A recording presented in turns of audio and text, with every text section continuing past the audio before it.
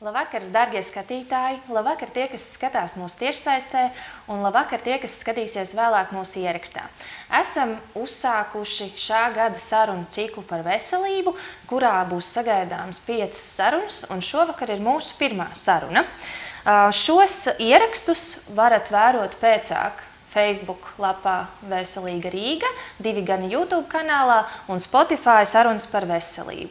Šīs sarunas organizē Rīgas valsts pilsētas pašvaldības labklājības departaments, un šovakar uz sarunu mēs esam aicinājuši RSU vadošo pētnieci, PhD Kristīni Šneideri. Es esmu Rūta Plauda Dedela, ģimenes ārste, un moderēšu šīs te sarunas. Labvakar! Labvakar! Prieks būt šeit! Jā, varbūt tad pāris vārdos pastāstat par sevi, kā nonācāt līdz šim brīdim savā dzīvē? Es teiktu, ka stāsts ir varbūt vienlaikus tāds ļoti vienkāršs un varbūt arī tāds mazliet sarežģīts, jo patiesībā es esmu pēc pirmās izglītības angļu filologs un es psiholoģijā nonācu nejauši.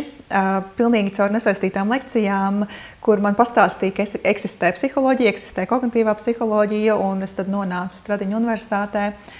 Tolaik psiholoģijas bakalaura studijas pabeidzot un uzsākot maģistra studijas, es sapratu, ka tā mana patiesā interese ir tieši kognitīvā psiholoģija, neiropsiholoģija. Tātad mani interesēja, kas notiek smadzenēs brīdī, kad mēs veicam kaut kādas darbības, veicam kaut kādas aktivitātes. Un man bija savi mērķi, savi plāni, man bija maģistra darbam tēma smuki noformulēta, jau es biju skaidri izdomājis, ko es darīšu, kad mani uzņemšanas komisijā pajautāja, vai man būtu interesi iesaistīties pētniecībā.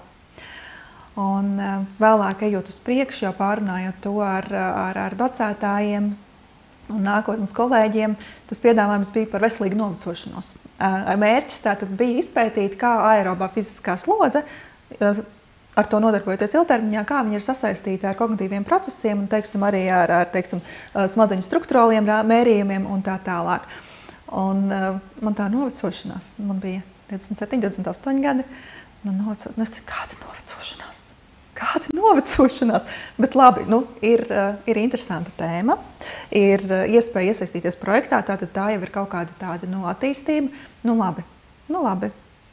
Ja ir iespēja, es pamēģināšu. Un es atceros to brīdi, kad es sapratu, ka ir. Es sēdēju un gatavojos konferencei, pirmai savai konferencei liela izmēra, un es lasu, un rakstā ir viens īsts teikums, kas saka, smadzeņu apjoms sāk samazināties sākot no 28 gadu vecuma. Man 28 gadi. Un tad es sapratu, ka nav kāda novecošanās, Tā realitāte ir tāda, kāda viņa ir. Mēs tā ļoti poetiski runājam, un mēs piedzimstam, un tad tas process arī sākas. Vienkārši dažbrīd viņš sākas ātrāk, dažbrīd viņš mazliet palēninās, bet patiesībā novecošanās attiecas uz mani, kad man ir 28, uz mani tagad, kad man ir 37, un viņa attieksies uz mani arī, kad man būs 47, 57 un tā tālāk. Tā es nonācu pie novecošanās. Labi, tad parunāsim, kā nodzīvot veselīgu dzīvi un kas tad ir tā novecošanās. Ja? Tad ar to varbūt arī sākam. Kas ir novecošanās? Novecošanās pati par sevi ir ļoti neviendabīgs process, bet neizbēgams process, kura laikā pakāpeniski, dažbrīd ātrāk, dažbrīd lēnāk, notiek mūsu gan tāda fiziskā, gan psiholoģiskā ķermeņa darbspēju tāda, samazināšanās, palēnināšanās. Un tā var būt saistīta ar dažādiem faktoriem. Ir ļoti daudz dažādu teoriju, kas skata, kas meklē iemeslus, kādēļ mēs novecojamies, bet, no tāda evolucionārā skatu punkta tā teorija ir tāda, ka mums vienkārši ir galā stop kloķis, mēs beidzam būt kaut kādā brīdī vērtīgi, līdz ar to mums vienkārši pakāpeniski ir jāpasliktinās, lai mēs tā sekmīgi esam pavadījuši dzīvi un sekmīgi viņu esam noslēguši. Tā varbūt tas tā ļoti raupji izklausās, bet tā ir tāda, no tāda evolūcijas skatu punkta. Ja mēs skatāmies no citu teoriju aspekta būtībā, mēs piedzimstam ar kaut kādu tādu diezgan dotu ķermeni, un šis ķermenis laika gaitā viņš saņem vides ietekmi. Un mēs zinām, ka šūnas mūsu ķermenis atjaunojas, viņas spēja dalīties, viņas spēja atkal, tāpat kā tad, ja mēs sagriežam ādu, tā āda sadzīst ar laiku, vai ne? Tāpat tas ir process, kā mūsu ķermenis darbojas. Bet ar laiku mums novecojoties un vidas ietekmē, mēs šīs šūnas sāk atjaunoties lēnāk un mazāk kvalitatīvi. Līdz ar to sanāk, ka mūsu ķermenis tiešām viņš vienā brīdī tīri fiziski vairs nespēja būt tik efektīvs, kāds viņš ir bijis piedzimstot, jo vienkārši šis šūnu atjaunošanās process ir sliktāks. Tas ir runājot par tādu bioloģisko mehānismu, un es atvainojos, es neesmu ārsts, līdz ar to es varbūt to nevaru izstāstīt tik precīzi, perfekti medicīniski, bet mums ir jāsaprot arī tas, ka novecošanās ir arī psiholoģiska, novecošanās ir arī sociāla, un mēs katrs novecojamies mazliet savādāk. Jo mums katram tas komplektiņš ir iedots savādāk, un katram no mums dzīves pieredze ir bijusi kaut kāda atšķirīga. Līdz ar to tas, ko mēs tiešām redzam, ir ģenētika, jā, kas kaut ko dod, kas kaut ko pamaina, bet lielā mērā tur ir vides ietekme, tas ir, kā mēs uzvedamies, attiecamies paši pret sevi, kā mēs ēdam, kā mēs strādājam, kā mēs iesaistamies brīvā laika aktivitātēs. Tas tiešām ir tā, mēs runājam nevis par vienotu līkni, kurā mēs visi novecojamies vienādi un kur mēs zinām, ka tad, kad mums ir 30 vai 28, sāk samazināties mūsu smadzeņu apjoms, tad, kad mums ir 55, mums, teiksim, sākas problēmas ar gūžām, bet mēs saprotam, ka katram tā laika līkne ir mazliet savādāka. Tad nevarētu konkrēti nosaukt tur kaut kādu vecumu, kurā tad šis process aizsākās? Pētījumi parasti runā par tādu, diapazonu. Ja mēs skatāmies tādā diapazona līmenī, tad tāda izteiktāka novecošanās parasti sākas posmā, kas ir 30 līdz 40. 40 gados varbūt tā pasliktinājumi var kļūt mazliet tādi izteiktāki, sāsinātāki. Un citviet pat runā par tādiem, tāpat kā mums ir lecieni augot, tāpat arī ir lecieni novecojot. Un 40 ir viens no tiem lecieniem uz novecošanos. Bet caurmērā mēs nevaram pateikt, jā, tev ir 30, tagad viss būs slikti. Man bija sajūta, ka man ir slēdzis, kad man palika 33. Un tad es tiešām pamanīju, ka kaut kas sāk mainīties. Bet es esmu runājusi arī ar citiem cilvēkiem. Piemēram, man bija kolēģi, kur pateica, 30 bija tas viņas datums. Ja? Viņi saprata, viņi pamodās, viņi saprata, ka viņa ir lēna. Bet tas ir ārkārtīgi individuāli. Pirms tam pieminēja, mēs izprotam novecošanos, kā novecošanos, mēs paliekam krunkaini un sirmi, tad bioloģiskā, ja, bet pieminēja psiholoģisko novecošanos un sociālo, varbūt drusciņi var nokomentēt. Kas ir tas? Jā, domājot par psiholoģisko novecošanos, mums ir jādomā par vairākām šķautnēm. Viena no šīm šķautnēm, protams, ir tādi psihoemocionālie aspekti, kur mēs redzam, novecojoties ļoti bieži ir izmaiņas tajā, kā mēs reaģējam uz situācijām. Tas ir varbūt gan par tādu pieaugošu emocionalitāti, bet mēs redzam arī, ejot tālākos gadus, ejot tālāk jau krietni uz priekšu šajā novecošanās procesā, emocionalitāte kļūst labāk regulēta. Bet psiholoģiskajā rakursā mēs, protams, runājam arī par to, ko sauc par kognitīviem, jeb izziņas procesiem. Tātad šeit mēs redzam ļoti bieži pasliktinājumu, pazeminājumu, domājot par atmiņas rādītājiem, domājot par uzmanību. Uzmanība kļūst mums varbūt grūtāk, viņa kļūst sadalīta, grūtāk viņa kļūst noturēt. Mēs varam runāt par kaut kādiem varbūt jau tādu rigiditāti, iestrēgšanu domāšanas procesos, kļūst grūtāk pieņemt lēmumus. Un tas viss ir caurmērā ļoti cieši saistīts ar vienu kognitīvu procesu, kas ir visam pamatā, un tas ir informācijas pārstrādes ātrums. Un to tiešām šobrīd viena no kognitīvās novecošanās teorijām to arī postulē, ja, ka mēs ar savu informāciju strādājam lēnāk, līdz ar to arī pārējie mūsu kognitīvie procesi kļūst vai lēnāki, vai mazāk efektīvi. Tas par psiholoģisko rakursu, par sociālo.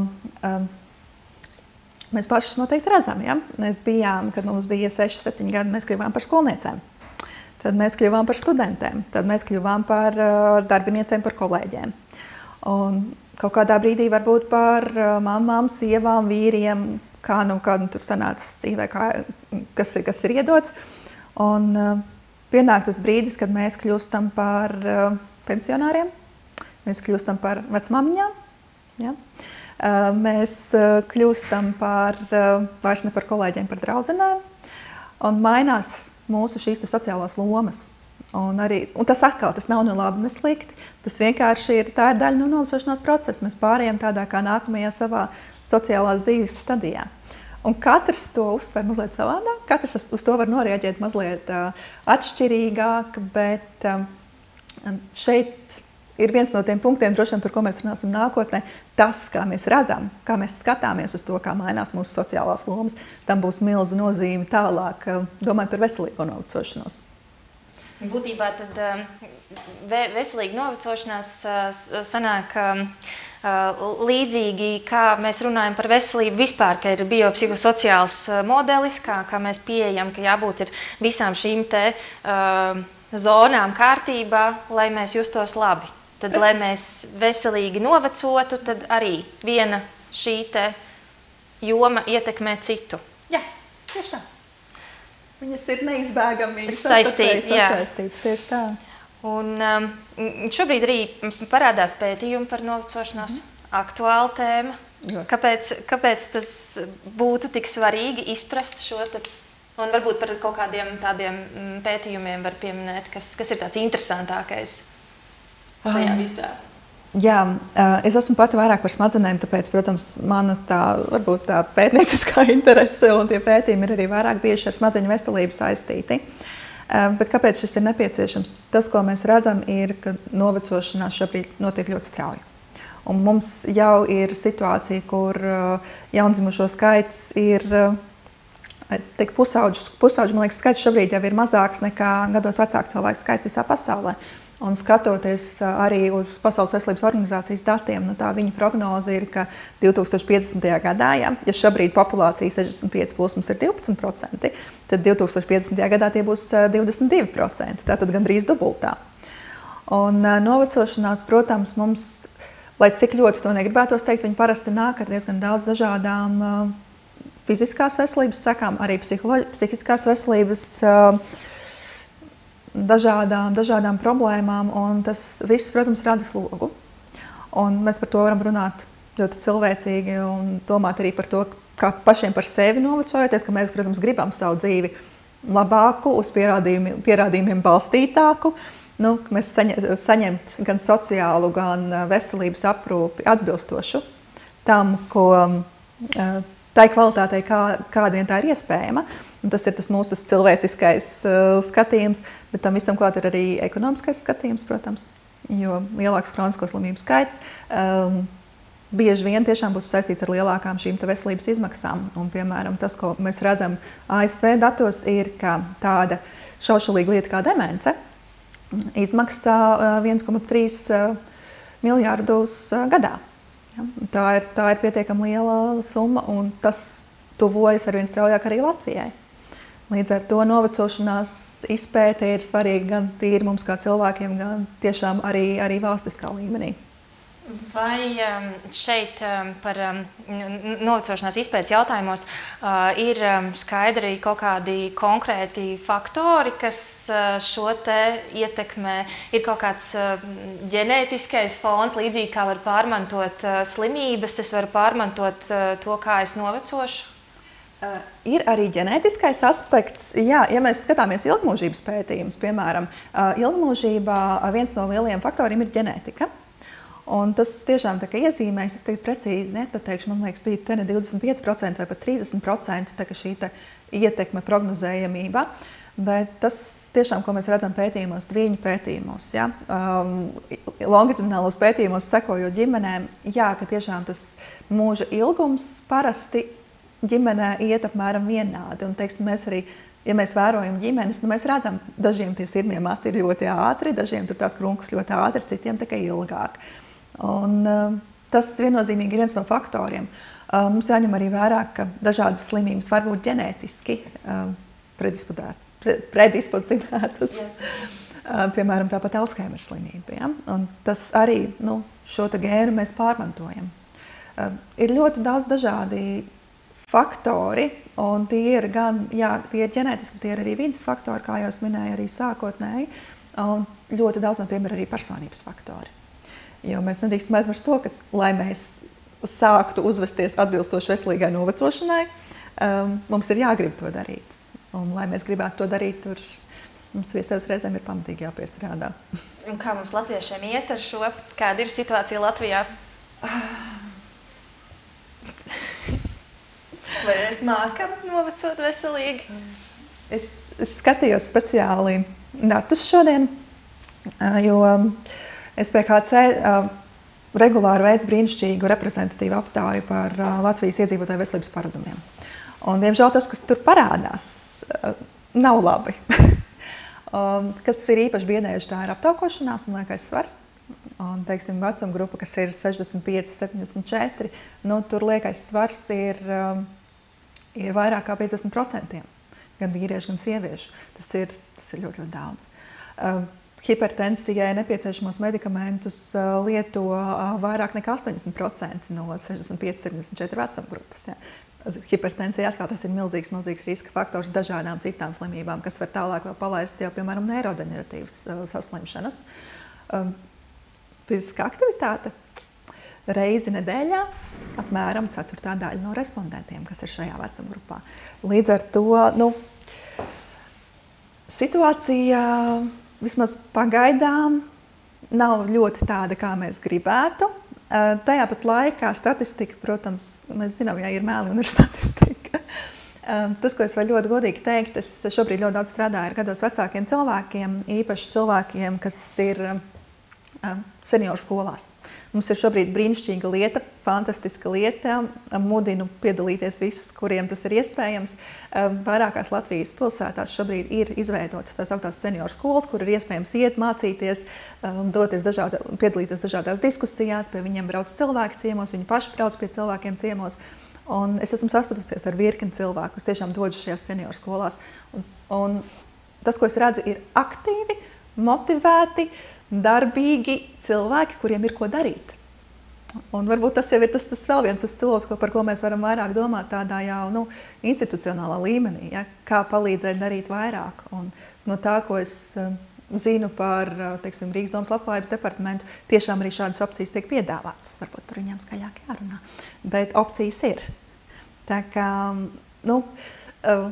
labi nav, bet ir virzība uz labi. Teiksim tā. Būtībā mēs ar savām šī brīža darbībām varētu mūsu paudzi jau novirzīt uz tādu veselīgu novecošanos ceļu. Jā, viennozīmīgi. Tas ir virziens, kurā mums ir jāiet, un mēs redzam pētījumos, ja, ka patiesībā ir jau gandrīz tāda dzīves sadalījuma, kurā brīdī ko darīt, piemēram, tai pašai smadzeņu veselībai. Izglītība mums ir jāsāk no bērnības un jāturpina. Par asinsspiedienu mēs domājam tad, kad mums ir 35, 40, nevis tad, kad mums ir 60, un viņš ir nopietna problēma. Par fizisko aktivitāti mēs domājam tad, kad mēs esam vēl bērni pusauģi. Viennozīmīgi labāk ir darīt vēlāk nekā nedarīt vispār. Par to nav jautājuma, bet vislabāk ir darīt laicīgi, atbilstoši, sakot līdzi savai veselībai agrāk un piedomāt par lietām, ko mēs varam darīt jau laicīgi un agri. Būtībā par sevi kā par individu, tad domāt kā par veselu un kā saglabāt sevi veselu, nevis jau kā slimu un risināt sekundāri tālāk problēmas. Par to psiholoģisko novecošanos, vai ir kaut kādas rīcības, darbības, kā mēs varam tad to psiholoģisko novecošanos palēlināt?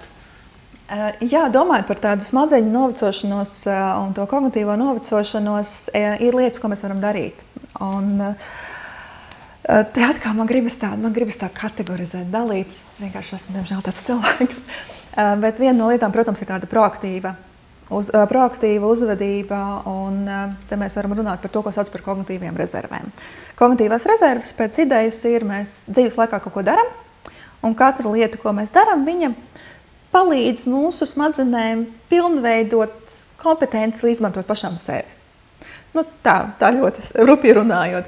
Un jo vairāk dažādākas lietas un regulārāk mēs darām, jo sekmīgāk viņas sevi var izmantot. Un te, piemēram, parasti mēs runājam par izglītību, Un tāpēc ir pilnīgs muļķības, ja kāds saka, ka tad, kad tev ir 50, vairs nav jāiet mācīties, ej mācīties, tad, kad tev ir 50, 60, 70, 80, 90. Mums tikko bija stāsts, man liekas, Portugālē, ka aizstāvējās 91 gadus vecs kungs, aizstāvēja savu disertāciju. Ja?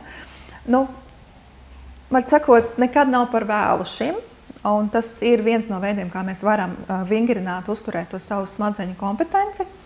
Bet ir arī citas lietas, ko mēs varam darīt. Būtisks faktors, ko mēs šobrīd redzam, ir nodarbinātība. Un pēdējie pētījumi tiešām rāda to, ka cilvēki, kas ir bijuši nodarbināti augstākas intelektuālās piepūles darbos, nu viņiem izdodas ilgstošāk saglabāt šos savas smadzenes relatīvi pilnvērtīgākas un veselākas. Bet ir arī brīvā laika aktivitātes, un tā ir, protams, fiziskā aktivitāte. Un, kad mēs runājam par fizisko aktivitāti, tas nav tikai par to, ka mēs tagad visi iesim nūjot, vai visi iesim spēlēt basketbolu, vai visi iesim skriet, vai darīsim kaut ko tādu. Pētījumi saka, ka tad, ja mēs katru dienu paņemam sunīti saitītē un izejam uz kaut vai uz pusstundu, 45 minūtēm, tas jau ir papildinājums. Ok, tas varbūt nebūs ļoti, ļoti efektīvi, bet tas palīdzēs jau vismaz kaut kādā līmenī to visu uzturēt. Un, protams, tādi varbūt kognitīvāki hobiji, brīvā laika paradumi, kur mēs domājam par tām pašām krustvārdu mīklām. Īpaši labi būtu domāt, piemēram, par mīklām, kas tiešām prasa tādu aktīvu iekšējo darbību, ka mēs jūtam, ka tie zobratiņi tur griežas, ne tikai viņi kaut ko atceras. Piemēram, tās ir sudoku mīklas. Adīšana, tamborēšana. Tas var likties varbūt tā, tiem, kas to nedara. Es to daru.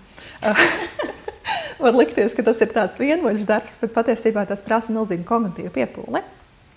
Un tas ir tas, ko mēs gribam. Mēs gribam, lai tās mūsu smadzenes, kas patiesībā ir tāds muskulis, tur nav muskuļu šūni, bet viņas darbojas lielā mērā kā muskulis. Viņas grib saņemt stimulus, viņas grib reaģēt uz stimuliem, un tādā veidā viņām patiesībā patīk sevi izmantot. Tā kā, jā, tādā rakursā es teiktu, ka veselīgas kognitīvās novecošanās rakursā tā proaktīvi mēs varam darboties ar to. Bet mēs varam arī domāt par sevi. Un man pašai bija milzīgs gandarījums, kad es sāku lasīt šos pētījumus, proti par attieksmi pret novecošanos. Ja es pajautāju, droši vien, diemžēl mums šeit nav dzīvā auditorija, bet parasti, ja mēs jautājam, kā tu jūties ar savu novecošanos, lielākā daļa saka, slikti. Un tas ir saprotams, tas ir normāli. Tu kļūsti lēnāks, diemžēl, un tev ir vairāk veselības problēma ļoti bieži, diemžēl. Un ir zaudējumi, pietiekami daudz. Tāpat laikā, ko mēs redzam pētījumos, ir, ka pozitīvāka attieksme pret savu novecošanos ir saistīta ar labāku psihisko veselību kopumā un labāku fizisko veselību. Un es spēlējos arī ar Latvijā pieejamiem datiem par tādu gados vecāku cilvēku izlasē, un tas tiešām ir redzams. Cilvēki, kuri skatās šobrīd uz dzīvi pozitīvāk, apmierinātāk, viņu kognitīvā procesa rādītāji ir labāki, viņu psihiskās veselības rādītāji ir labāki, un viņiem ir mazāks kronisko slimību skaits. Tā kā tas ir, mēs varam būt ļoti, ļoti aktīvi, bet mēs varam arī būt ļoti mīloši paši pret sevi. Un jau tas var būt tāds palīdzošais mehānisms, lai palēninātu procesus, kas varbūt jau ir sākušies. Ļoti interesanti. Pirms tam pieminēji par to, ka konkrētā vecumā nav jau jēgas vairs sākt tur mācīties un tā. Ir kaut kādi vēl stereotipi, ar ko esat saskārusies savā ikdienā, sastopot daudz cilvēkus? Ko tad pat tieši par novecošanos? Stereotipu, protams, ir gana daudz. Jāsaka, ka stereotipus ļoti ilgstoši ir palīdzējusi kultivēt kultūru māksla. Jo, ja mēs paskatāmies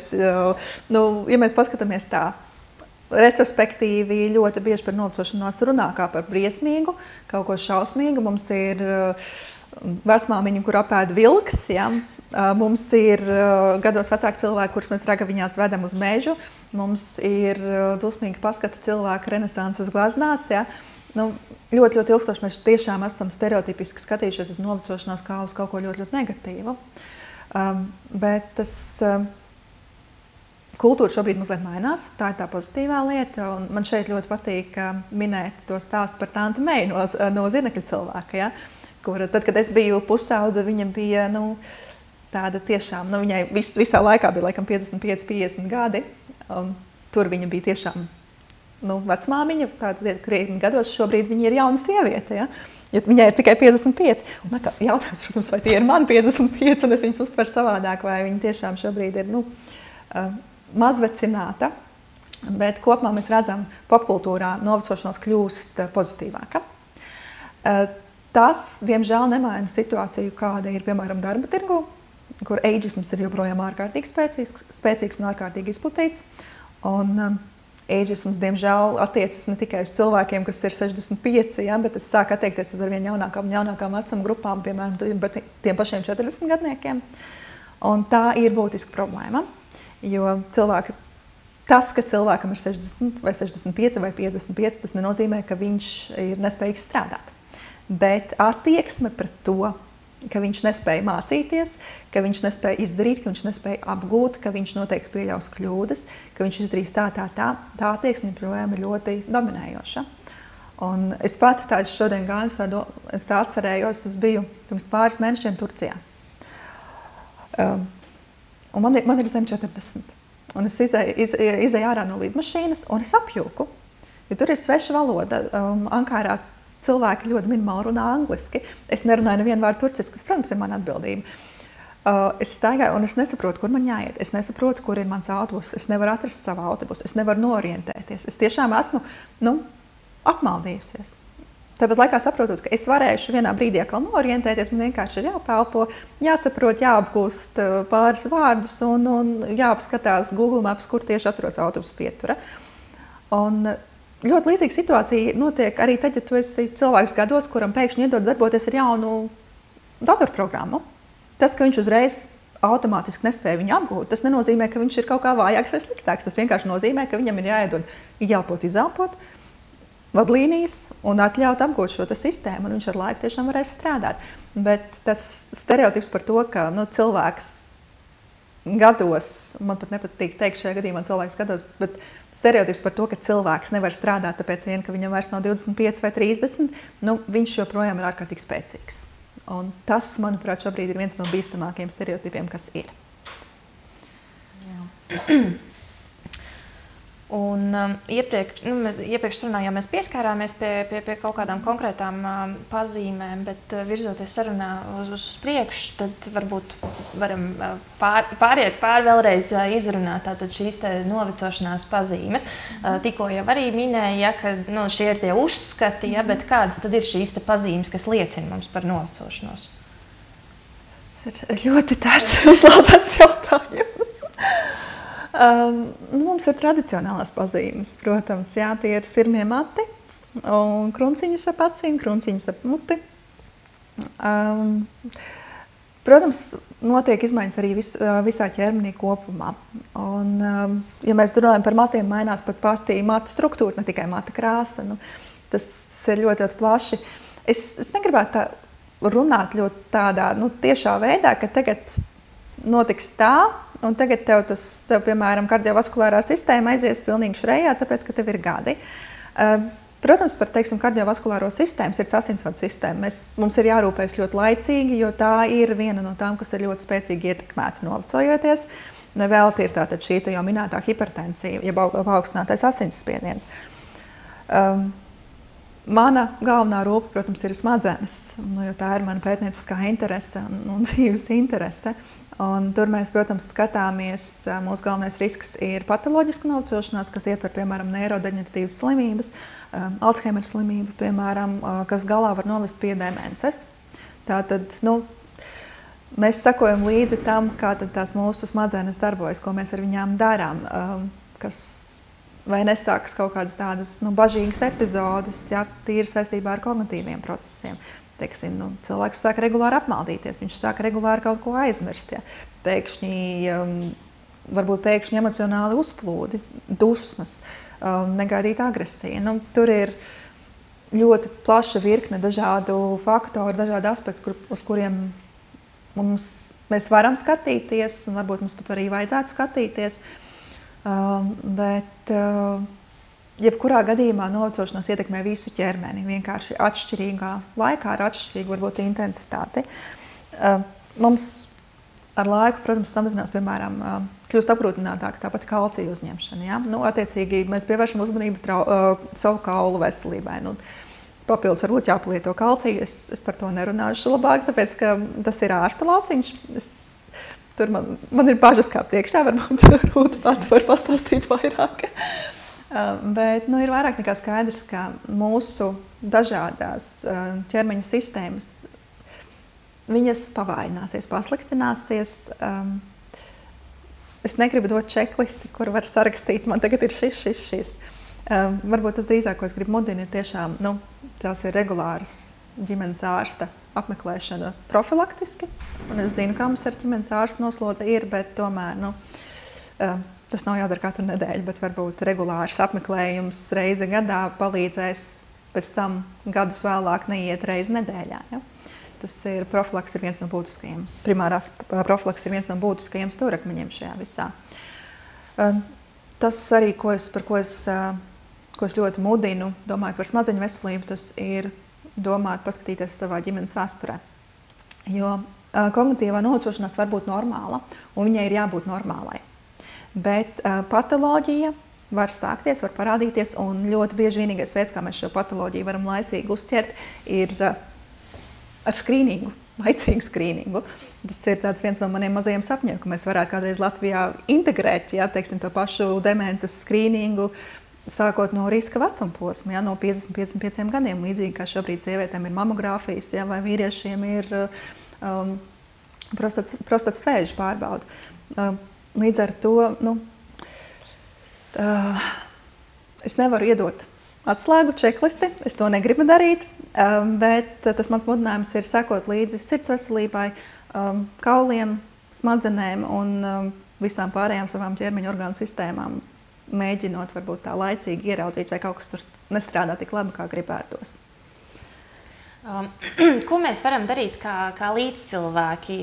Labi, ir skaidrs, ko mēs varam darīt kā medicīnas darbinieki, ir skaidrs, ko mēs varam darīt kā pētnieki, bet tīri kā sabiedrība, kā klātesoši, iesaistīt tos savus seniorus aktivitātēs, ko mēs vēl varam darīt?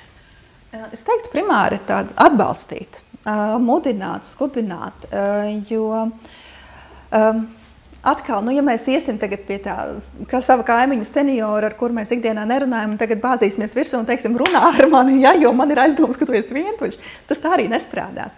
Bet man gribētos varbūt vairāk tādā sabiedrības līmenī mudināt, atvērt iespējas tam cilvēkam atnākt ciemos, ja? Atvērt iespējas tam cilvēkam aiziet kaut kur mācīties, atvērt iespējas tam cilvēkam aiziet pārbaudīt veselību. Nu, vairāk tiešām tādā sabiedrības veselības rakursā mēs varam sniegt atbalstu. Atkāpties varbūt no tā sava pieņēmuma pārliecības stereotipa par to, ko nozīmē gados vecāks cilvēks. Ja? Ka tas nav uzreiz kaut kas tāds, no kā ir jābēg, jāizvairās, ko mēs, diemžēl, bieži darām. Un ka mums nav uzreiz automātiski tur jāmaina savu attieksmi pret šo cilvēku, tāpēc vien, ka viņam ir pa vairāk gadu vai vairāk gadu nekā man. Tā, ka tas, jā, laikam, ja man tā jāapkopo, tad tas būtu tāds atbalstīt un pieņemt. Pirms tam pieminējāt par tiem sunīšiem. Ka iziet pastaigāt ar sunīti. Gribēju tikai piebilst, ka tas tiešām strādā. Tas tiešām strādā sevišķi tiem cilvēkiem, kas mitinās dzīvokļos, kam nav privāta mājas.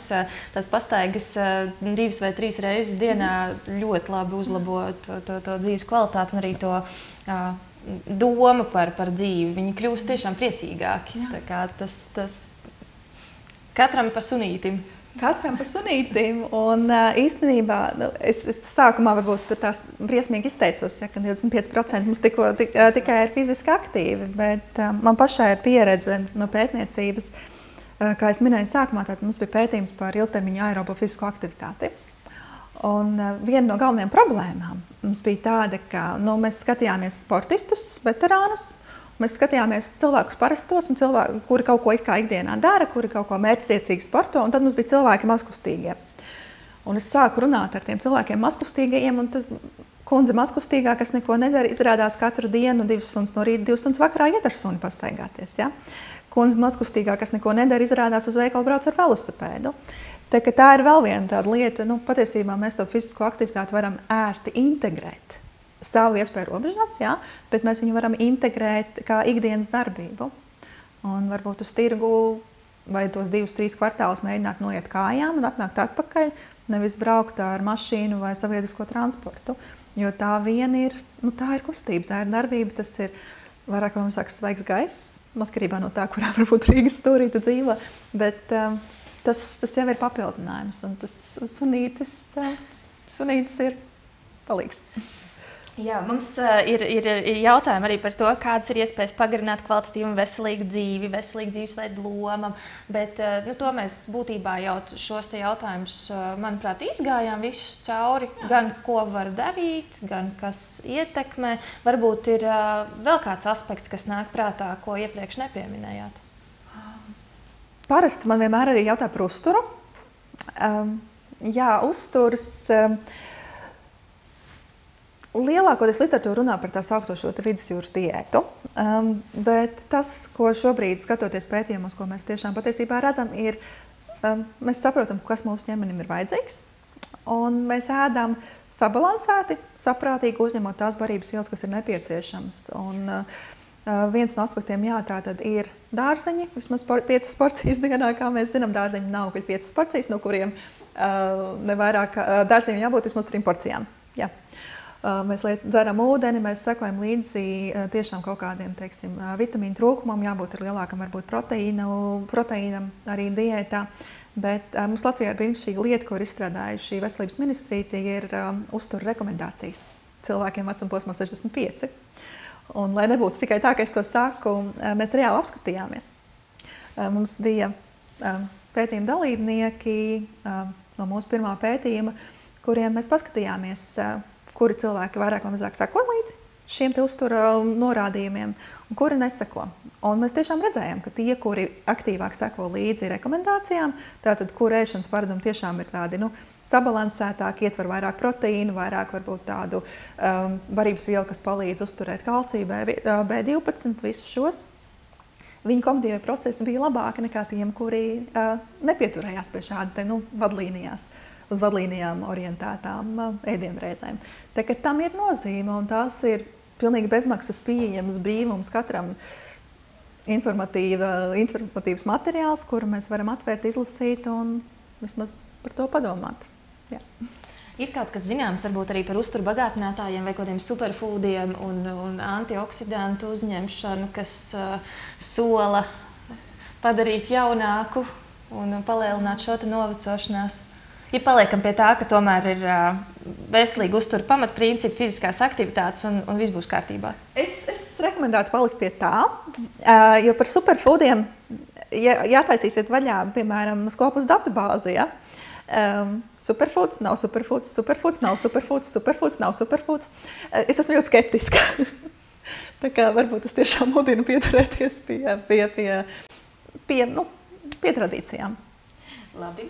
Un es zinu, ka šobrīd strādājat pie nopietna projekta, jā, pie Rīgas kognitīvā skrīninga testa.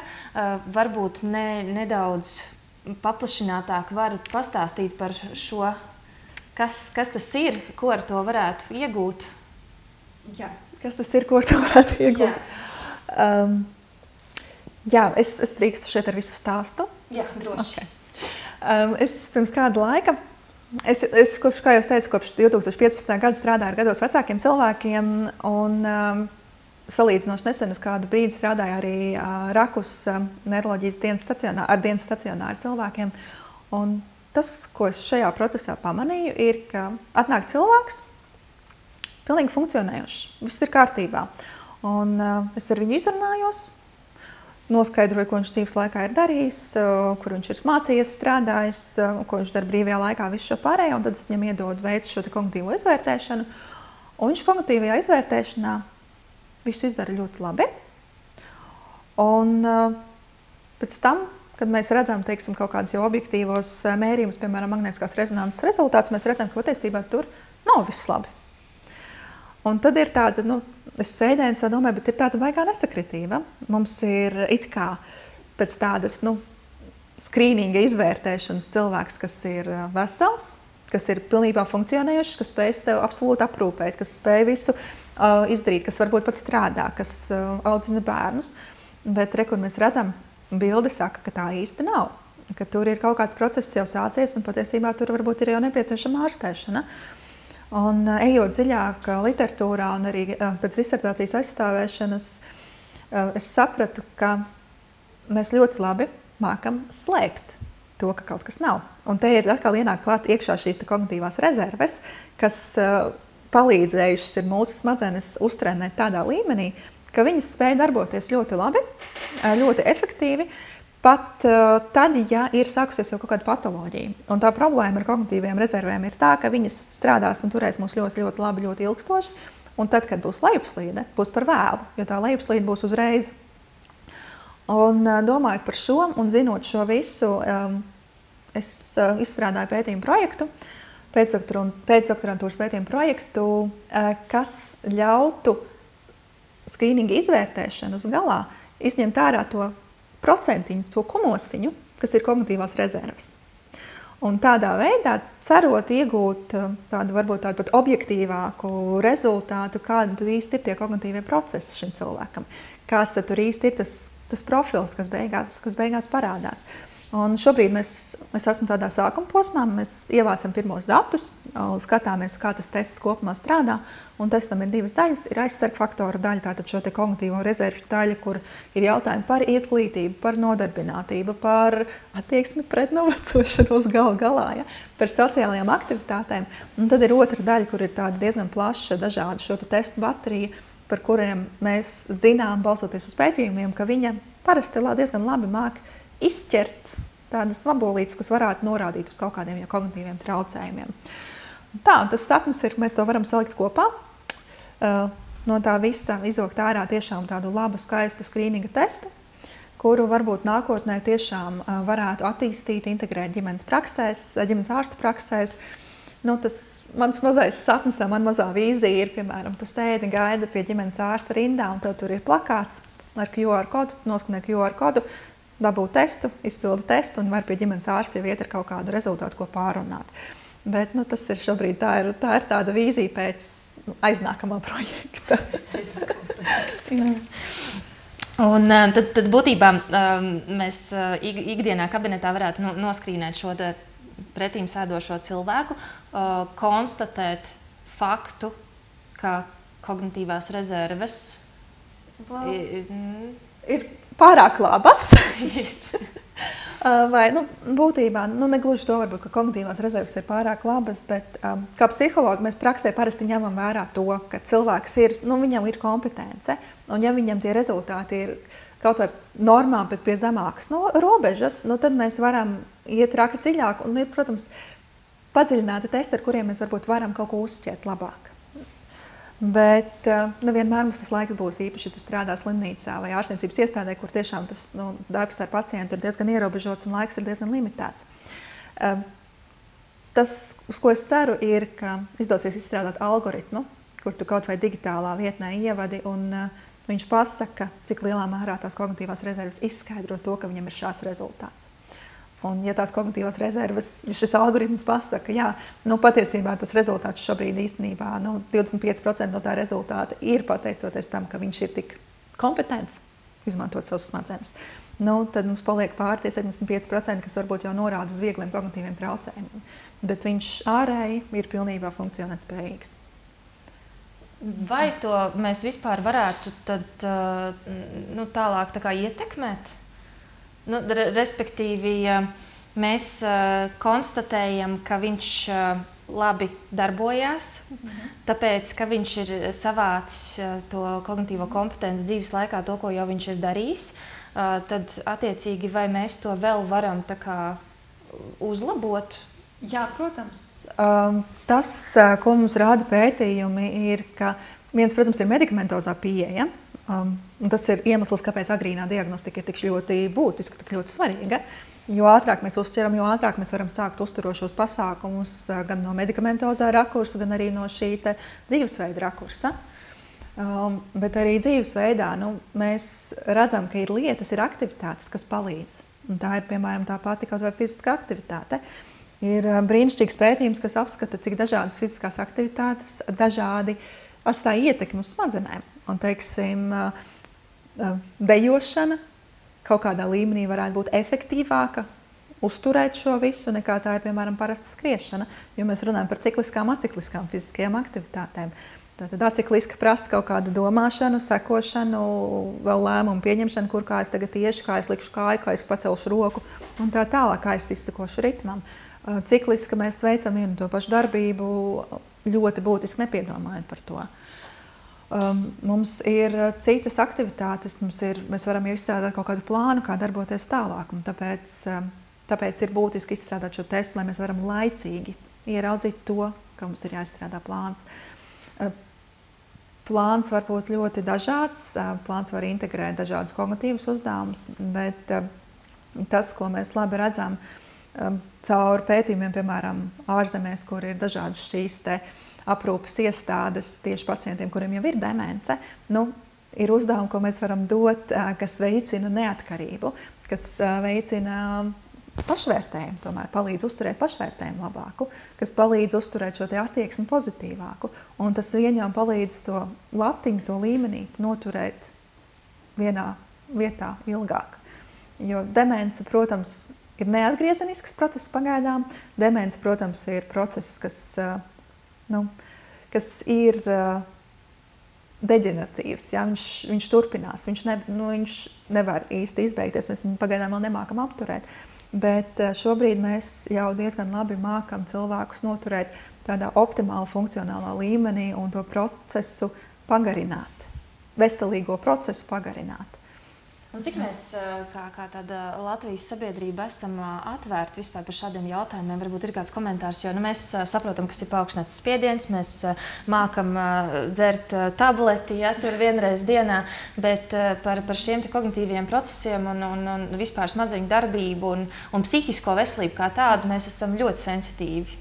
Un tas tāds sāpīgs jautājums arī vispār uzsākt šo sarunu, ka ir skrīnings uzrādījis, ka ir manāms kaut kādas pazīmes? Ir grūti.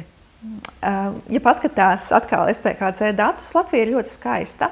Latvija ir tāda zaļā zona, jo mums ir, man liekas, kaut kas ap 4000 2022. Gadā cilvēku ar demences diagnozi, kas ir šausmīgi maz. Ja? Mēs citviet runājam par miljardiem. Tā realitāte ir tāda, ka Latvijā, diemžēl, joprojām ir ļoti iesakņojies pieņēmums, ka demence ir norma. Un ārkārtīgi liels skaits cilvēku nesaņem diagnozi vai saņem kļūdainu diagnozi. Un tā ir viena no problēmām. Kas būtu jādara, būtu jānormalizē kognitīvā novecošanās kā tāda. Un tas, ka mēs kaut ko sākam aizmirst, ka kaut kur tās atslēgas netur noliekās, tas ir pilnīgi ok, tas ir pilnīgi normāli un ir algoritmi, ka mēs varam sekot līdz, teiksim, ja cilvēks pazaudē tās atslēgas, bet viņš spēja pa solītim aiziet atpakaļ un atrast tās atslēgas, tas ir ok.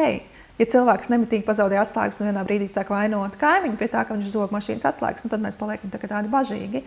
Un patiesībā sabiedrībai ir jāmācās šīs divas lietas diferencēt, saprotot, ka ir gadījumi, kad ir vērts aiziet pie tā ārsta.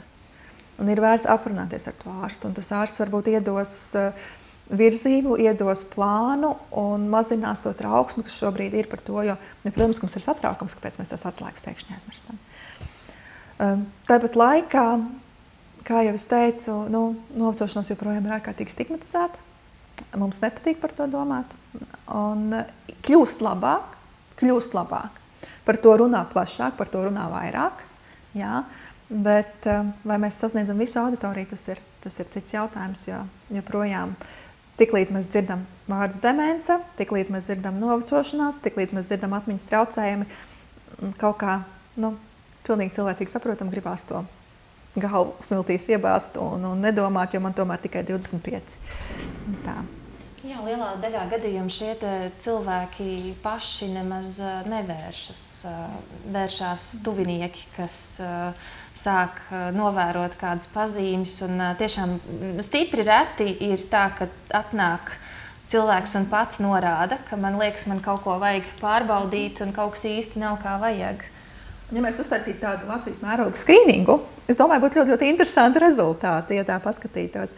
Atkal mazliet atkāpjoties uz šiem datiem, kas mums ir pieejami par Latvijas gados vecākiem pieaugušajiem, eksistē milzīgs projekts, Eiropas līmeņa projekts, kuri tiešām viņi veic reprezentatīvus pētījumus par dažādiem rādītājiem cilvēkiem vecumā. Daži ir sākot no 35, es redzēju, ka Latvijā, bet ja mēs atdalam 55 vecuma posmu, 55 uz augšu, mēs redzam, ka patiesībā diezgan lielam populācijas apjomam ir atmiņas traucējumi. Un nevis tādi maziņi atmiņas traucējumi, bet nopietni atmiņas traucējumi. Ja mēs tiešām ietu tā rūpīgi skrupulozi ar skrīningiem, es domāju, ka mums būtu diezgan daudz cilvēku, ar kuriem būtu vērts pastrādāt, kurus būtu vērts izvērtēt padziļinātāk. Jo mēs šobrīd ļoti maz ko zinām, diemžēl. Kas ir tādas, varbūt, labas prakses piemērs? Piemēram, zinām, ka Japānā ir ilgdzīvotāji. Kas ir viņu varbūt panākuma atslēga vai varbūt kāds cits piemērs? Kas nāk prātā? Es neņemšu Japāņus, es paņemšu muķenes. Viens no lielajiem tādiem pētījumiem, kas ir veikts Amerikas Savienotajās valstīs. Viņš tā arī saucās muķeņu pētījums. Un viņš mani pašu vismaz ir ļoti, ļoti iedvesmojis. Jo tas, ko šie pētnieki skatījās, viņi atrada vairākus klosterus un paņēma, man liekas, 90. vai 80. gados, izlasi ar muķenēm, kuras bija vismaz 75 gadus vecas. Un viņi sekoja līdz, kas ar tām muķenēm notiek. Un tas, ko viņi pamanīja, bija tas, ka tās muķenes, kas bija ar ļoti plašu vārdu krājumu, kas labi rakstīja, kas smuki tiešām veidoja stāstījumu, kam bija labs rokraksts pat, viņas novecoja ilgāk, veselīgāk. Un viņu, teiksim, pat tādas 100-gadieču smadzenes, kas tika pēc tam apskatīts, bija tāds absolūti brīnišķīgi, burvīgas, bez caurumiņiem un viss kā pienākās. Un tas, es nesaku, ka rakstīšana ir atslēga, bet, manuprāt, tas ir viens no tādiem aspektiem, kas parāda, ka mēs varam novecoties tiešām ļoti labi, ļoti veselīgi, ja mēs sekojam līdzi uzturam, ja mēs sekojam līdzi savām aktivitātēm, ja mēs sekojam līdzi savam stresa līmenim, savām kaut kādām, teiksim, reakcijām uz situācijām. Tā kā, patiesībā tāds biopsihosociālais elements ir arī šajā veselīgas novecošanās rakursā. Ja, mums nepietiek ar to, ka mēs skrienam, mums nepietiek ar to, ka mēs dzeram visādus vitamīnus, papildus dzeram D vitamīnu, mums tomēr ir jābūt arī tai dzīves gribai, dzīves priekam un darīšanai. Ja skatāmies tīri tādu ilgmūžības pētījumus, tur ir lietas, kas tiek rekomendētas, piemēram, kaloriju ierobežošana. Negluži badošanās, bet, teiksim tā, neēst varbūt visas tās kalorijas, kas mums dienā ir paredzētas, atļauts, bet ēst nedaudz mazāk. Tas ir viens no tiem, protams, tā pati minētā fiziskā aktivitāte, bet ilgmūžības pētījumu galvenā problēma ir tā, ka mēs viņus nevaram eksperimentāli veikt. Mēs viņus varam labākajā gadījumā skatīties gada griezumā, un, diemžēl, arī ilgmūžības pētījumi pagaidām vēl ir bērnu autiņos, jo novecošanās pētniecība ir salīdzinoši jauna.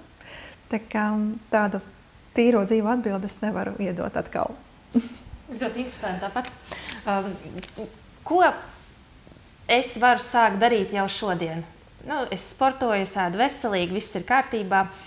Tad adīt, ja? Adīt, tamborēt, jā. Man labāk tamborēt, bet var droši arī adīt. Sudoku. Pastaigas. Domāt par sevi. Vajadzētu arī tādu līdzjūtību pašam pret sevi, tādu mīlestību arī pašam pret sevi šajā visā procesā. Nevajadzētu pārforsēt. nevajadzētu aiziet tagad tādās absolūtās galējībās, kur no rīta mums ir stundas sudoku, pēc tam mums ir 2 stundas sporta zālē, tad mums ir viens maratons ar adīšanu, nākamais ar tamborēšanu, tad mēs pamācamies vijolu spēlēt, tad mēs pamācamies universitātē, iestājamies jaunā programmā un noslēdzam to visu ar vakariņām, kurās ir tikai proteīns un dārzeņi. Nu, nevajag aiziet galējībās. Bet ja mēs ejam tādā balansā un tādu mierīgu pieeju, izsverot, sadalot, veidojot kaut kādu tādu ikdienas rutīnu, kas ietver gan būšanu kustīgam, gan piedomāšanu par to, ko mēs ēdam, gan piedomāšanu par to, kā mēs rūpējamies paši par sevi, nu, ar to var sākt un tad saprast, kurš ir tas virziens, kurā izdodas paaugties vairāk. Kā saprast situāciju, kurā tu sāc pārforsēt? Jo ieviest un integrēt ikdienā kaut kādus veselīga dzīvesveida vai uzturu pamatprincipus nevienmēr ir patīkami. Un tad kā man saprast, kurā brīdī es sev jau daru pāri? Tie grūtie jautājumi. Jā, kā saprast, kā es sev daru pāri? Ļoti reāla lieta, piemēram, ir atkarība no fiziskajām aktivitātēm. Ja? Ko mēs labi zinām. Būtībā es teiktu, ka ik pa laikam ir vērts atkāpties un paskatīties, vai mūsu veselīgais dzīvesveids nav tas, kas pārņem mūsu dzīvi un mūsu identitāti. Ja vienā brīdī, kad man uzdod jautājumu, kas es esmu, viss, ko es varu atbildēt, ir es esmu cilvēks, kas ietur diētu, vai es esmu cilvēks, kas katru dienu skrien 10 kilometrus, un tad mums ir jāpadomā. Varbūt mēs darām kaut ko par daudz tieši šajā virzienā. Līdz ar to es teiktu, nu jā, tas ir tāds, cik pa brīdim paspēr soli atpakaļ, paskaties, ko tu darīji vakar, paskaties, ko tu darīji aizvakar, paskaties, ko tu gribi darīt rīt, un ja visas tās lietas ir par vienu un to pašu ļoti fokusēti, un tu esi stresā, ka tu to varētu nedarīt, tajā brīdī tu sāc pārforsēt. Jo tā realitāte ir tāda, kāda ir. Mēs visi novecosim. Un ir lietas, ko mēs varēsim nokontrolēt, un ir forši, ka mēs viņus varam nokontrolēt. Mēs varam nokontrolēt to, cik mēs esam aktīvi, ko mēs ēdam, kur mēs strādājam, cik daudz mēs mācāmies, un tas ir labi, bet joprojām būs lietas, ko mēs nevarēsim nokontrolēt. Un ir vienkārši ir jāatļauj sev tos procentus, ar kuriem mēs neko nevaram iesākt. Un tiešām vairāk domāt par to labo, par to, ko mēs varam sasniegt caur savu novecošanos, nekā par to, ko mēs varam pazaudēt novecojoties. Un tad tas vidusceļš varbūt izdosies viņu gan atrast, gan noturēt. Paldies! Paldies par sarunu, par stāstījumu. Ir ienākuši daži jautājumi arī tiešsaistē. Esam saņēmuši jautājumu, kas ir saistīts ar sporta aktivitātēm un sporta likumu, bet par cik ceturtdienu ir paredzēta saruna ar sporta ārstu, tad šie jautājumi tiks novirzīti šim speciālistam. Un tad ir ienākuši šādi jautājumi, kā vai ir iespēja trenēt domāšanas ātrumu? Kas ir domāšanas ātrums? Jā, labi, mēs atkāpjamies drusciņi. Respektīvi, kad mēs domājam par kognitīviem procesiem, mums ir būtībā tā raupi sakot divu veidu. Vieni ir diezgan tādi statiski, piemēram, tas ir kristāliskais intelekts, kas ir tas, ko mēs zinām, tas ir mūsu zināšanas. Un tad ir tādi fluīdāki procesi, kas ir tā pati mūsu, piemēram, darba atmiņa, tas ir informācijas pārstrādes ātrums, kas ir visam pamatā, tā ir atkal lēmumu pieņemšana, viss šis pārējais. Ko mēs varam trenēt? Mēs varam trenēt to informācijas pārstrādes ātrumu. Un mēs to varam darīt ar dažādiem uzdevumiem. Mēs varam kaut vai spēlēt spēlītes uz ātrumu, ja, kaut vai tos pašus, kur trīs dārgakmeņus vietā jāsaliek, ja, un tad viņi pazūd. Un mēs varam tiešām ļoti mērķtiecīgi strādāt ar kaut ko tādu. Un, varbūt izklausās tā smieklīgi, ja, bet exergaming, vingrošana caur spēli, tā šobrīd ir viena no aktualitātēm pētniecībā un novecošanās profilaksē. Bet, kā uzlabot domāšanas ātrumu, es tiešām nepateikšu. Tad tiešām ir jāskatās precīzāk, kas ir tas, ko gribas uzlabot, un jāstrādā mērķtiecīgi uz tieši to elementu. Ja doma ir par darba atmiņu, darba atmiņai arī ir dažādi testi, ko mēs varam pildīt, un atkal patiesībā telefonā pieejamas spēlītes šeit var būt viens no draugiem. Ne visas, protams, ir pārbaudīts eksperimentāli un pētnieciski, bet principi, kas tur ir apakšā, var būt palīdzoši. Minam sudoku mīklis. Sudoku mīkli ir darba atmiņa. Labi. Vai ir kādas smadzeņu darbību uzlabojošas tabletes? Iespējams. Bet es palikšu savas kompetences ietvaros. Es neesmu mediķis, tāpēc... Jā, ir smadzeņu darbību uzlabojošie medikamenti un ir pieejama šī medikamentozā terapija un izrunājot ar speciālistu un izmeklējoties, tad to visu var apsvērt un uzsākt. Vai ir labi tamborēt pensijas vecumā? Mēs noskaidrojam, ka tamborēt ir labi, vai ne? Cik bieži ir jāapciemo savi pensijā esošie vecāki? Cik bieži viņi grib tikt apciemoti? Tas ir primārais jautājums, jo, kā jau es teicu, mēs varam iet pie tiem vecākiem kaut vai katru dienu ciemos, kaut vai 3 reizes dienā ciemos, jautājums, vai viņi grib mūs redzēt. Un tā ir saruna, tas ir ļoti, ļoti individuāli. Atcerieties, ka pat tad, ja cilvēks ir gados vecāks, viņš joprojām ir pieaudzis indivīds. Pat ja jūs kā bērni esat pieauguši, un jums ir sava dzīve, sava ģimene, sava identitāte, viņam joprojām arī ir sava dzīve un identitāte. Un pirms mēs darām kaut ko tā ļoti steidzīgi un uzmācīgi, ir jābūt sarunai ar pašu to cilvēku. Viņš vispār vēlas tādu regulāru komunikāciju, neregulāru, bet vai viņš vēlas tik bieži uzstāju komunikāciju. Varbūt viņam pietiek ar telefonu zvanu dienā, varbūt viņam pietiek ar telefonu zvanu reizi nedēļā. Tieši tāpat kā mēs savos 30-40 gados esam ekstraverti, introverti, arī viņi 65, 70, 75 gados ir ekstraverti, introverti. Viņiem vajag ļoti atšķirīgu apjomu stimulācijas. Tā kā, jā. Man nepatīk ne adīt, ne tamborēt, bet lasīt varu no rīta līdz vakaram. Vai grāmatu lasīšana palīdz uzturēt savas kognitīvās spējas? Jā. Un šeit var atcerēties par mūķenēm.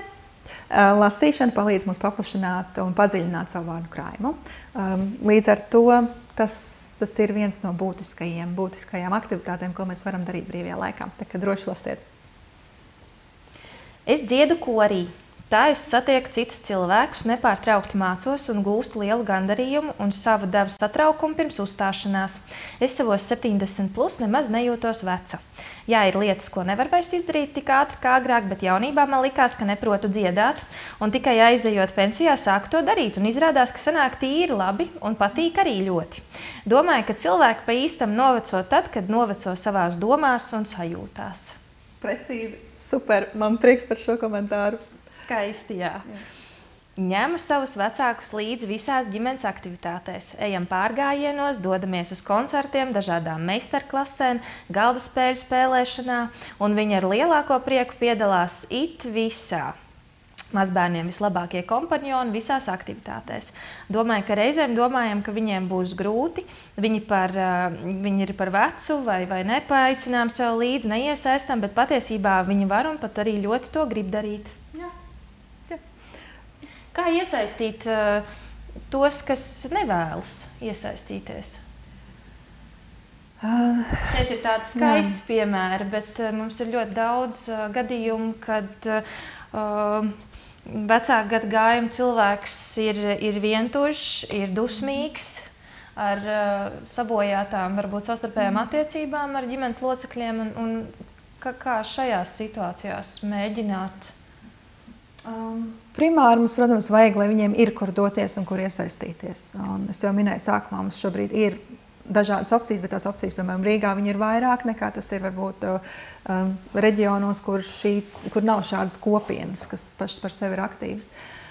No pieredzes tas, ko es redzu, ir, ka ir vajadzīgs tas otrs cilvēks, kas reizēm paņem aiz rokas un izved, varbūt pat vardarbīgi ārā, vai aizved uz šo pasākumu, gan arī izved tā, vardarbīgi, es nedomāju vardarbīgi, bet kas pietiekami labi aizrunā ausis, ka tas cilvēks tiešām arī dodas. Jo reizēm tas pirmais grūdienis arī ir tas būtiskākais, tas galvenais. Tas, ko es tiešām esmu redzējusi jau cilvēkos, varbūt, kam ir kaut kādas jau kroniskas slimības, ja tu atrodi to otru partneri, viņš ir milzīgs palīgs. Gan lai uzsāktu, gan arī lai turpinātu. Ir vairāk nekā skaidrs, ka mēs nekā speciālisti, nekā šeit sežot studijā runājot, mēs nevaram piespiest cilvēku iziet ārā un sākt kaut ko darīt. Mēs varam viņam pastāstīt par ieguvumiem, mēs varam viņam pastāstīt, kur iet, bet ar visu to viņam joprojām pašam arī ir mazliet jāgrib.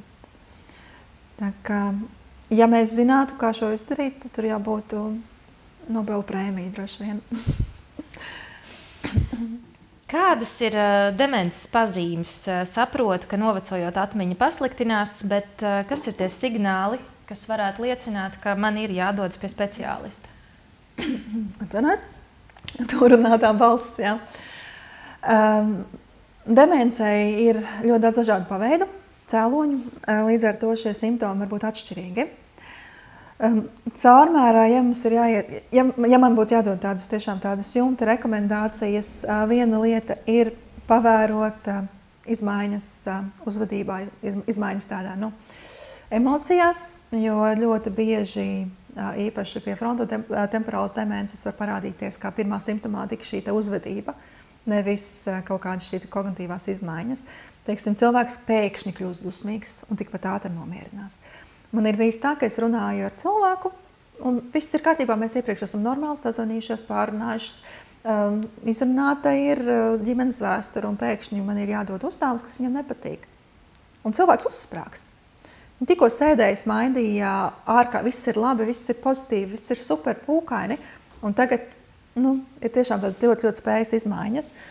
Tātad šīs emocionālās reakcijas izmaiņas personībā var būt viens no faktoriem. Ļoti bieži tās izmaiņas, kas parādās, ir kavēta uzvedība. Respektīvi, normāli mums ir automātiskas reakcijas uz lietām. Kad mēs esam normāli veseli pieaugušie, mēs varam savu reakciju, ja viņa nav sociāli pieņemama, pārrakstīt sociāli pieņemamā reakcijā. Ja es tagad paņemtu atsistu pret šo plauktu savu alkoni, ja es būtu viena pati, iespējams būtu piecstāvīgi vārdi, tā kā es šeit esmu kopā ar cilvēkiem un galā arī mani klausās un šis viss tiek ierakstīts, tad es droši vien vienkārši teiktu, au, pamasētu alkoni un ietu tālāk. Ja? Tātad man ir spēja pārrakstīt savu uzvedību.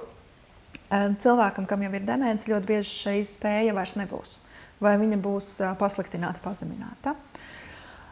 Ja mēs skatāmies uz kognitīvajiem simptomiem, protams, tātad tas, ko es minēju saistībā ar atmiņu, vai mēs varam pazaudēt lietas, mēs varam reizēm kaut ko aizmirst, tas viss ir normāli.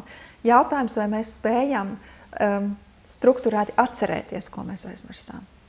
Ja tu piecelies no dīvāna, aizēji uz virtuvi un saproti virtuvē, ka tu nezini, ko tu aizmirsi, bet tu atnāc atpakaļ, respektīvi, aizies uz virtuvi un nevar atcerēties, kāpēc tu aizgājies uz virtuvi, bet tu atnāc atpakaļ un tu atceries. Viss ir normāli, mēs nevaram visu laiku būt tādā, absolūti nemitīgā tādā fokusā un spēt visu izdarīt ļoti efektīvi. Mēs reizēm nogurstam, ja? Mums reizēm vienkārši ir bijis slikts miegs, mēs reizēm esam varbūt sliktā omā, un tas tā gadās. Bet ja mēs atnākam atpakaļ un tas atkal un atkal notiek tā, un mēs nevaram atcerēties, kāpēc mēs uz to virtuvi gājām, tad ir vērts padomāt. Apmaldīšanās, ja mēs nonākam pazīstamā vietā, varbūt es biju kaut kur aizdomājusies domās, kaut kur aizklīdusi, pēkšņi es nevarēju atcerēties, vai man bija jāiet uz 305. vai 306. kabinetu. Gadās, es varbūt neieklausījos. Ja es katru dienu eju uz šo kabinetu, un es katru dienu eju un zinu, kur ir 305. kabinets, un es vienu dienu atnāku, un es nezinu, kur ir 305. kabinets, ir vērts pierakstīties varbūt pie ārsta. Paldies!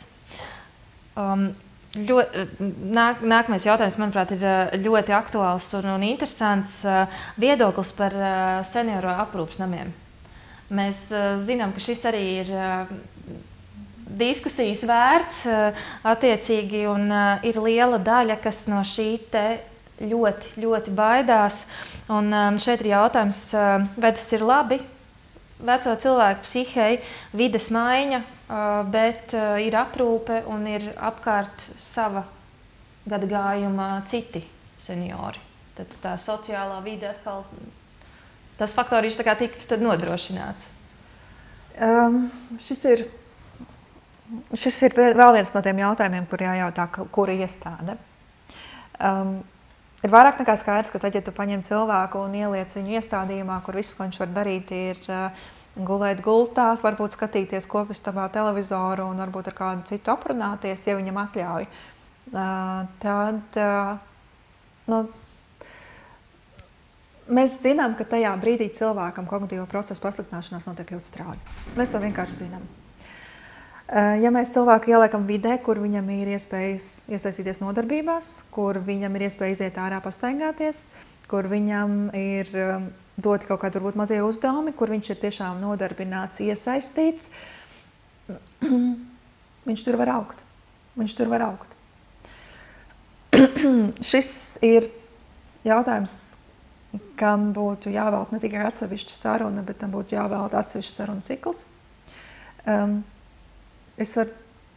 Latvijā situācija ir ļoti dažāda. Mums ir iestādes, kas ir ļoti labas aprūpes iestādes, ir iestādes, varbūt, kas dažādu iemeslu dēļ tik labi netiek galā ar tādu veselīgāku pieeju.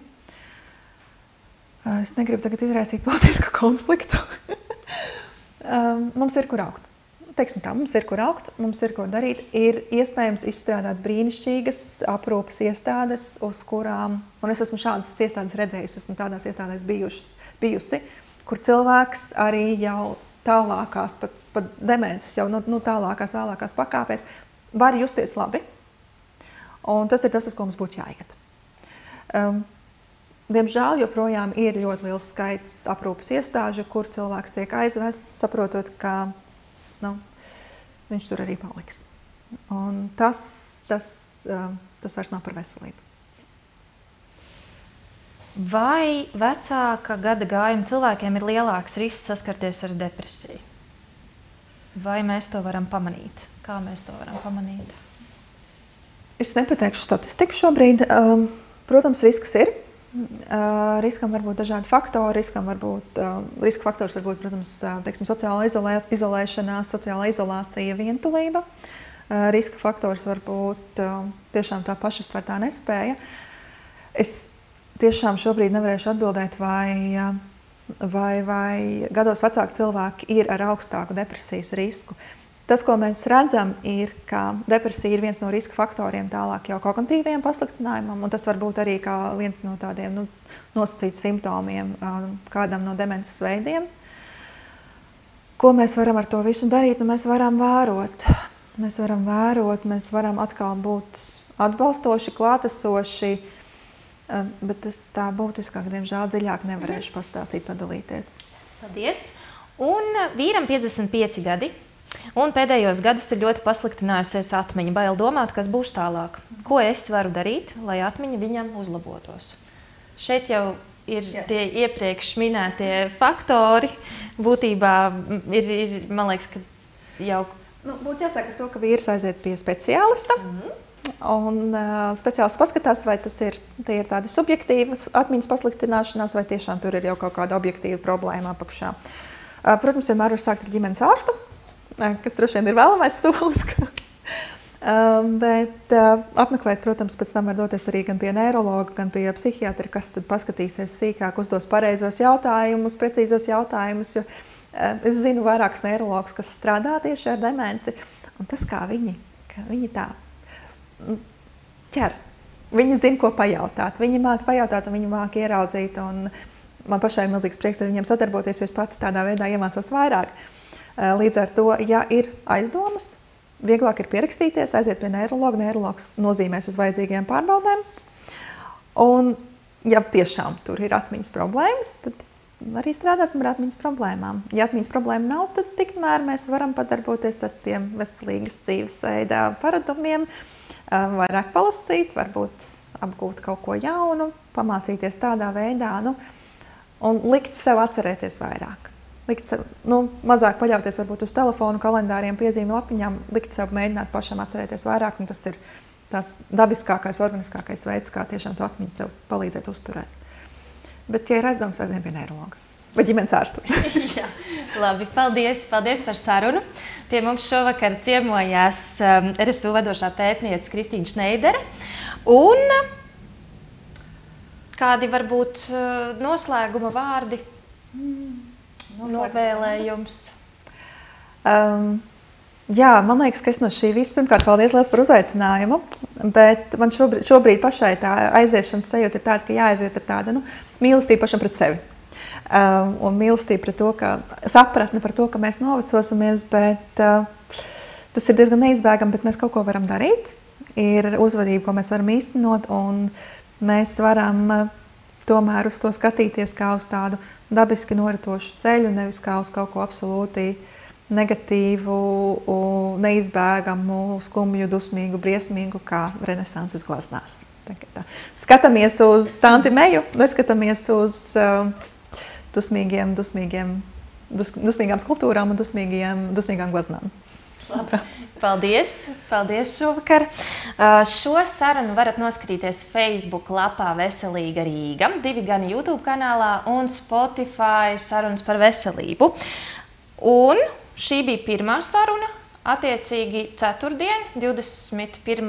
novembrī, būs otrā saruna, kur mēs runāsim par sportiskām aktivitātēm, cik un kādas sportiskās aktivitātes ir veselīgas, kur ir robeža, un ciemosies mums sporta ārste Laila Ušācka.